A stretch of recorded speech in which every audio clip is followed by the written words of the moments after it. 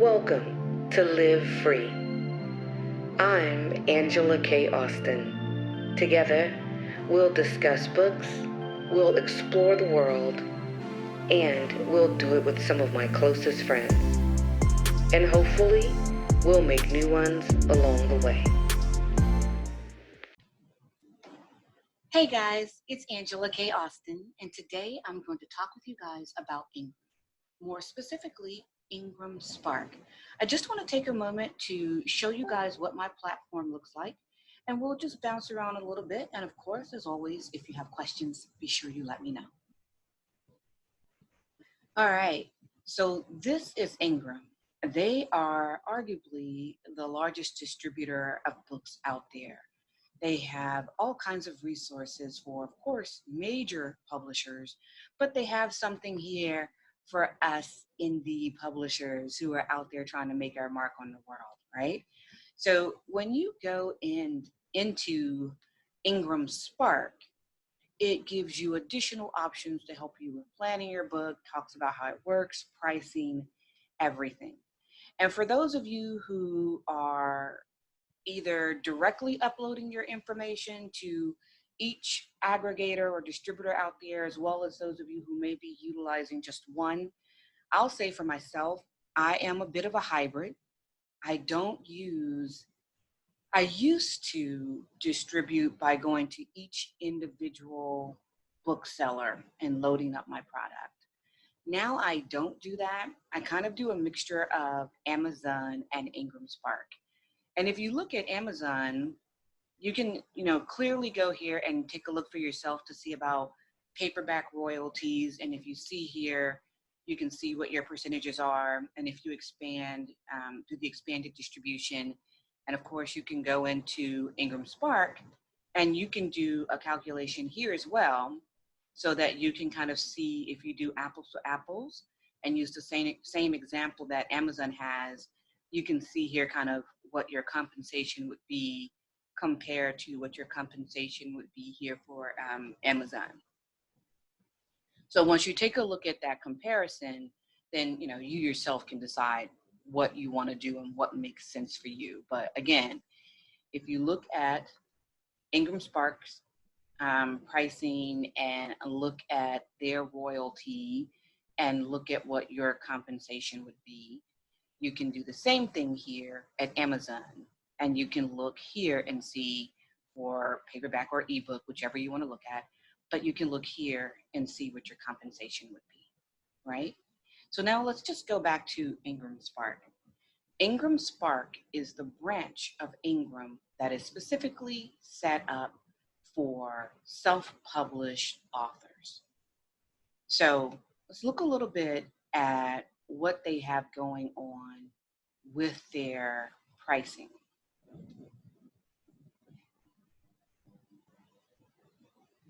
I know there are a lot of rumors out there about IngramSpark and pricing. So let's share this with you. What I do like about IngramSpark is that because of some of the books I have out there, some of my books are actually historical paranormal fiction. And I had actually reached out to museums in order to try to use museum bookstores as a point of purchase for some of my books. Those museums weren't able to get my books with the distribution that I was using, which was Amazon, not Amazon only, but Amazon as well as loading up to the individual booksellers directly. So I decided to actually investigate IngramSpark at that time, and for me, it made sense to add them on. Now, as you can see from the pricing here, if you are going to load up, I would definitely suggest that you load up both your ebook and print book at one time, because otherwise you're going to be coming out of pocket with more money. And also remember that unlike Amazon and loading up directly to each bookseller, every time you want to load up any kind of change into IngramSpark, you are going to have to pay an additional $25, whether you're loading up a print book information or cover art or ebook. So just be cautious of that, if you do decide to use IngramSpark, make sure that it is the final piece that you want to load up, because otherwise, unlike other resources or other tools, every time you go into the platform to load and upload a new product or a change to that product, there will be another fee for that.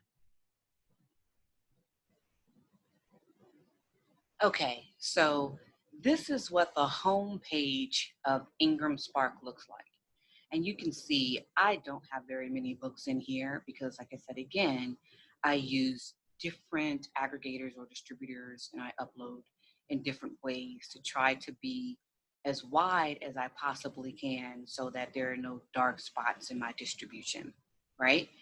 But just like with Amazon, you can see where you have your picture, your cover art, and you can see where you have your ISBN and the details about your book. It is very familiar, very much like Amazon. It's not something to be afraid of if you haven't given it a try yet. You can see all your titles, add a title, pending improvement. You can go here and see the different report options that you have. Here you can see the different reports: ebook sales, print sales, publisher compensation. Let's just click on one so that you can see how the setup works for ebook sales.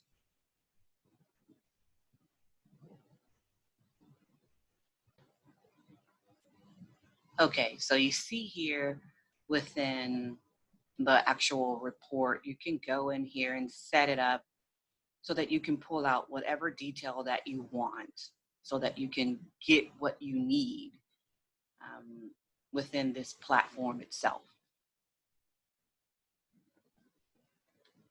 One of the other things I want to show you within IngramSpark is what the marketing opportunities look like. Now, this is another caveat. This is one of the things that I actually prefer within Amazon. All right, so within Amazon, of course, we all know you can run Amazon ads.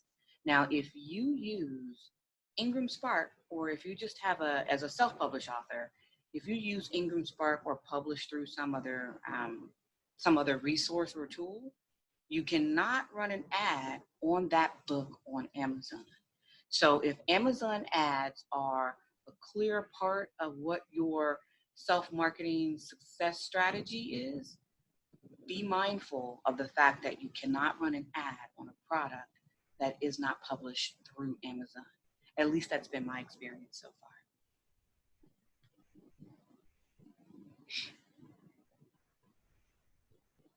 Okay, but within IngramSpark, your marketing opportunities, you see here, maybe not quite as many opportunities as there are within Amazon, but I tend to use the advanced catalog.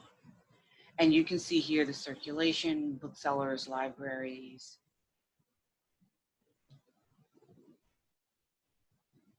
And I have used it. It's a part of my marketing plan for when I initially release one of my books. I like to always try to use this as an option for getting some of that initial momentum behind my books. And I would definitely advise it to anyone who wants to use IngramSpark so that you can try to make sure that you're in those catalogs and you get in front of these booksellers and libraries. And of course, getting into that broad international market. All right, guys. Well, those are some of the basics when it comes to using IngramSpark. And again, I advise that you take a look at it. Depending on where you are in your self-marketing or self-publishing journey, you may not quite be interested in it because of the cost associated with it.